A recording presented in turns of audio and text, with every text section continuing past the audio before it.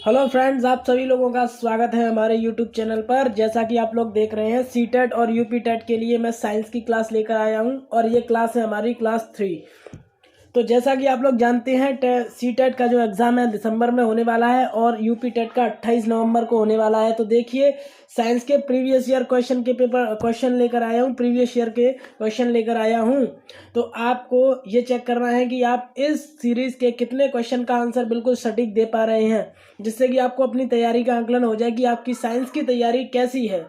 ठीक है, पहला क्वेश्चन है आज का कि चुंबकीय क्वांटम संख्या निर्धारित करती हैं। चुंबकीय क्वांटम संख्या निर्धारित क्या करती हैं, बताइए। Option number A B C D दे रखे हैं। तो आपने क्लास 11th में अगर केमिस्ट्री पढ़ी होगी तो वहां पर आपको मिल जाता है इस क्वेश्चन का आंसर। क्लास 11 की केमिस्ट्री से लिया गया है ये। और इसमें आता है ऑप्शन नंबर 20 का सही आंसर होगा क्या कि कक्षकों का अभिविन्यास बताता है। और द्विघन जो चुंबकीय क्वांटम संख्याएं हैं उनको हम एम से प्रदर्शित करते हैं। 4 क्वांटम संख्या होती हैं। पहली होती है एन, एल, एम और एस। ये 3 होती हैं, एम और एस। इसको बोलते हैं मुख्य क्वांटम संख्या, इसको बोलते हैं द्विगंशी क्वांटम संख्या, इसको चुंबकीय क्वांटम संख्या और इसको बोलते हैं चक्रण क्वांटम संख्या, यानी कि स्पिन। ठीक है, तो ये इलेक्ट्रॉन के चक्रण को बताती है। अगर चक्रण की स्पिन होती तो हम यहाँ पे इसका आंसर ये करते हैं, ऑप्शन नंबर डी। ये चक्रण को बताती है कैसे चक्कर लगा रहा है। ठीक है, ये मुख्य क्वांटम संख्या है, तो ये उसको बताती है कि कौन सी कक्षा का इलेक्ट्रॉन है। ठीक है, चलिए आगे बढ़ जाते हैं। ऑप्शन नंबर 20 का सही आंसर होगा। और अगर हमें इसकी वैल्यू निकालनी है तो 12+1 से हम निकालते हैं इसकी वैल्यू। अगला क्वेश्चन बहुत ही अच्छा क्वेश्चन है, शानदार क्वेश्चन है। इसका आंसर सभी ज़्यादातर लोगों को पता होगा। इसका आंसर क्या होने वाला है? स्कर्वी रोग किसकी कमी से होता है? बिल्कुल सही आंसर आएगा, विटामिन सी की कमी से। विटामिन सी को हम एस्कॉर्बिक अम्ल भी बोलते हैं। इसका फॉर्मूला हम अभी बताएंगे। साथ ही इन लोगों पर, इन दूसरे ऑप्शन पर भी नजर डालना है। विटामिन डी की कमी से होता है रिकेट्स, यानी कि सूखा रोग जिसे कहते हैं। दूसरा होता है विटामिन के। विटामिन के क्या? विटामिन के से रक्त का थक्का जमने में क्या होती है? कमी हो जाए तो देर लग जाती है, यानी रक्त का थक्का नहीं जमता है। समझ गए।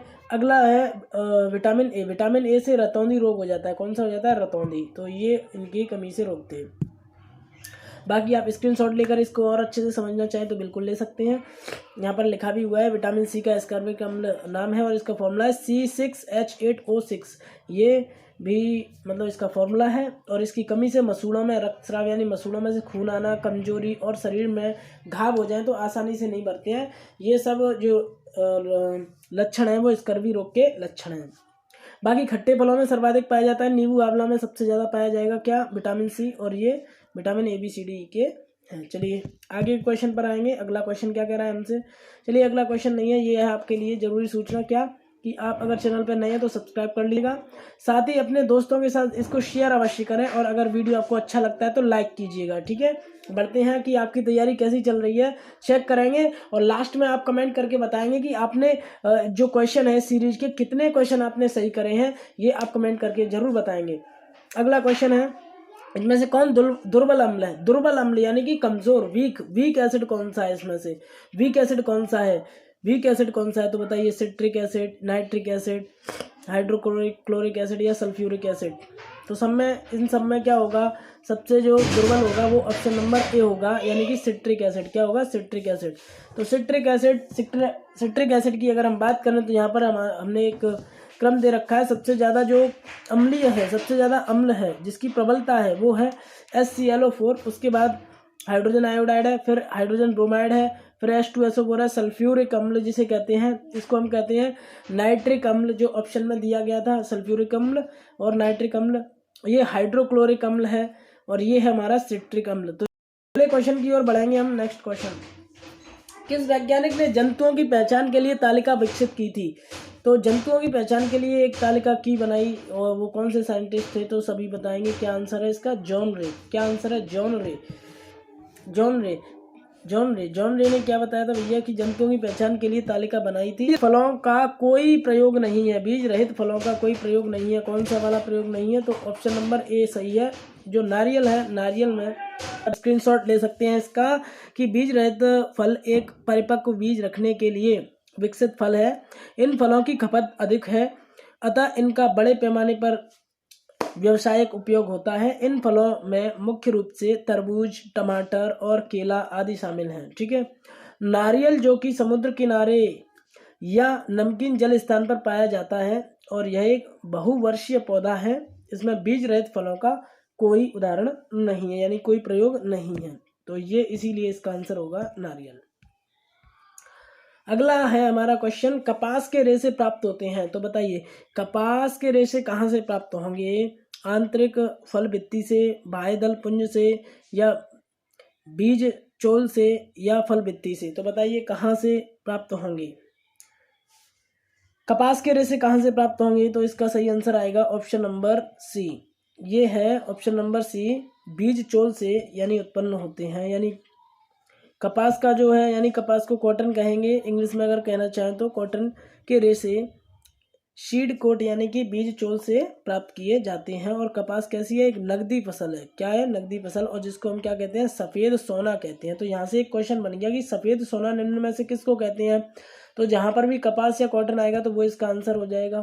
चलिए बहुत बढ़िया, बहुत अच्छा क्वेश्चन था। जिन लोगों का ये सही होगा, बहुत उम्मीद है कि एकदम तैयारी अच्छी चल रही है जिन लोगों का ये क्वेश्चन सही जाता है।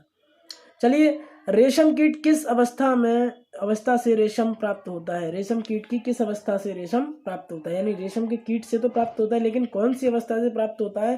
तो ये बिल्कुल इसका सही आंसर आ जाएगा। ज़्यादातर लोगों को पता होगा, इसका सही आंसर आता है लार्वा। ये जो रेशम कीट है वो इसके लार्वा से प्राप्त किया जाता है। कैसे प्राप्त किया जाता है देख लेते हैं थोड़ा, कि रेशम के कीड़ों से उत्पन्न अंडों से 4 से 5 दिन के बाद लार्वा यानी कि झिल्ली निकलती है, जो शहतूत के पत्तों पर पलते हैं। करीब 1 माह बाद लार्वा यानी कि लार्वा को हम कैटरपिलर बोलते हैं, तो कैटरपिलर का रूप धारण कर लेता है। यह कैटरपिलर अपने मुंह से निकलने लार के आवरण को अपने आप में लपेट लेता है। जो लार होती है उसको क्या कर लेता है? ये लपेट लेता है कैटरपिलर। इसी के बाद कैटरपिलर को हम क्या करते हैं कि 70 से 90 डिग्री सेल्सियस तापमान पर गर्म करते हैं। जब इसको गर्म करते हैं तो वो जो कैटरपिलर है वो अंदर ही अंदर अपने रक्षा कवच में मर जाता है और हमें रेशम प्राप्त होता है। इस तरीके से रेशम प्राप्त किया जाता है।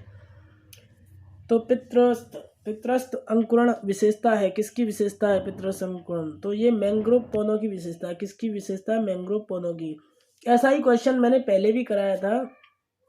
इसमें पितरज है, उसमें जो नाम था वो नाम जरायुज नाम था। इसका क्या नाम था? जरायुज। पिछले वाले वीडियो में आपने देखा था जरायुज यानी विविपेरस के नाम से ये क्वेश्चन आया था, वही क्वेश्चन है ये।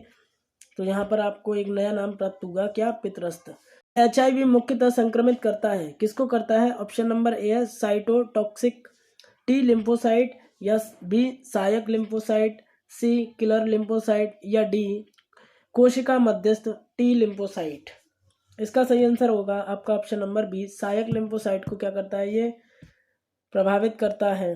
ठीक है, इसकी जो फुल फॉर्म पूछी जा सकती है, HIV की फुल फॉर्म क्या होती है? तो इसकी फुल फॉर्म होती है human immuno deficiency virus. Immuno deficiency virus. चलिए, ये क्वेश्चन है आपका, डाउन सिंड्रोम क्या होता है? कि डाउन सिंड्रोम क्या है? तो डाउन सिंड्रोम किसकी वजह से होता है? तो देखिए 21वें गुणसूत्र की वजह से होता है, या 21वें गुणसूत्र की त्रिसूत्रता से होता है, एक सूत्रता या त्रिसूत्रता, या पुरुष में एक अतिरिक्त गुणसूत्र की वजह से, या स्त्री में एक गुणसूत्र की वजह से होता है। तो ये क्वेश्चन आप इम्पोर्टेंट लगा लीजिए। अभी राजस्थान में एग्जाम हुआ था टीचर का, यानी कि टेट, यानी कि जिसको राजस्थान में रीट कहा जाता है, रीट का एग्जाम हुआ था, उसमें भी आया था ये। तो ये क्वेश्चन काफ़ी इंपॉर्टेंट है। यूपी टेट में पिछली साल भी आया हुआ है ये, यानी इससे पहले जो हुआ है, मैं प्रीवियस ईयर की क्वेश्चन करा रहा हूँ, तो यूपी टेट का आया हुआ क्वेश्चन है, रीट में भी आया, तो इम्पोर्टेंट क्वेश्चन बन जाता है। ये क्वेश्चन आप जरूर याद रखें कि डाउन सिंड्रोम होता है किसकी वजह से? तो एक बी ऑप्शन है, 21वें गुणसूत्र की त्रिसूत्रता से होता है। किससे? त्रिसूत्रता से होता है 21वें की। तो यहाँ पर हम कह सकते हैं कि डाउन सिंड्रोम को क्या बोलते हैं? मंगोलिज्म नाम से भी जाना जाता है, और यह एक आनुवांशिक रोग है और अर्धसूत्री विभाजन में अनियमितता होने के कारण होता है। इसमें क्या होता है कि ट्राइसोमी 21 के नाम से इसको जाना जाता है। ठीक है, ट्राइसोमी 21। अगले क्वेश्चन की ओर बढ़ेंगे। क्वेश्चन है हमारा 101। ये कहते हैं कि इस क्वेश्चन में कहा जाता है कि निम्न में से किस पौधे के रंध्र दिन में बंद और रात में खुलते हैं? दिन में बंद और रात में खुलते हैं। तो इसका सही आंसर क्या होगा? कैक्टस एक एंजियोस्पर्म है और कैक्टेसी कुल से संबंधित है। यह पौधा अपने मोटे फूले हुए तनों में पानी भरकर शुष्क रेगिस्तानी परिस्थितियों में जीवित रहता है। इस पौधे के रंध्र दिन में खुलते हैं, दिन में बंद और रात में खुलते हैं। अगला क्वेश्चन है कि प्रकाश संश्लेषण की क्रिया का सही समीकरण कौन सा है? तो ऑप्शन नंबर इसमें 20 का सही जाएगा। इसमें 6 ऑक्सीजन के अणु भाग लेते हैं और 12 जल के अणु 6 CO2 यानी कि कार्बन डाइऑक्साइड के अणु भाग लेते हैं और 12 जल के अणु भाग लेंगे। इसके बाद बनेगा क्या? C6H12O6। 6 ऑक्सीजन बाहर निकल जाएंगी और 6 जल बाहर निकल जाएंगे, यानी कि 6 जल के अणु और 6 ऑक्सीजन के अणु क्या होंगे? बाहर निकल जाएंगे। इस तरीके से समीकरण है ये। आगे बढ़ेंगे, इस रिएक्शन को आपने देख ही लिया है। अगली क्वेश्चन है अगला, शिक्षण कौशल के एकीकरण शब्द से क्या अर्थ है? शिक्षण कौशलों के एकीकरण से क्या अर्थ है? तो इसका सही आंसर क्या होगा? इसका सही आंसर हो जाएगा आपका कि एकीकरण में ऑप्शन नंबर आप देख सकते हैं ABCD। क्या सही ऑप्शन आपको लग रहा है? तो इसका सही आंसर आएगा option number B. Option number B इसका सही आंसर होगा कि एक पाठ में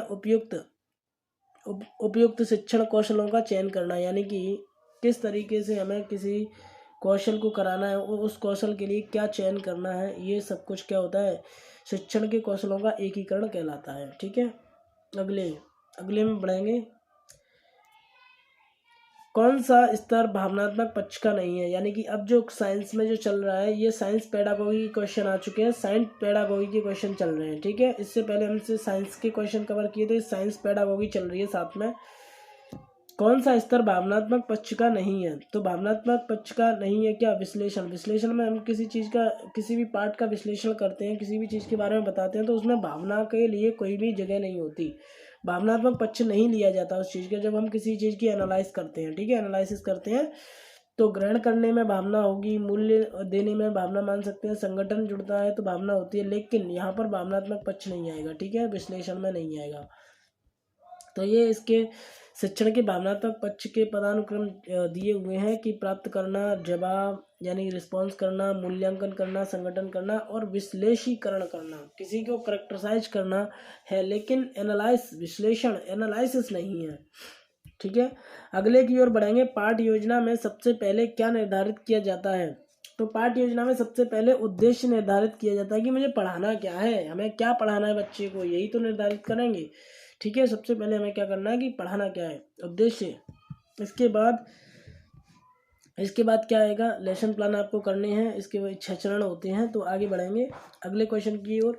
क्वेश्चन हमारा ये कह रहा है कि प्रकृति के लिए विज्ञान की मान्यता है, प्रकृति को विज्ञान क्या मान्यता देता है? तो प्रकृति की मान्यता विज्ञान में वास्तविकता से है। किससे है? वास्तविकता से। विज्ञान प्रकृति को क्या मानता है? वास्तविकता मानता है कि ये वास्तव में ऐसा है।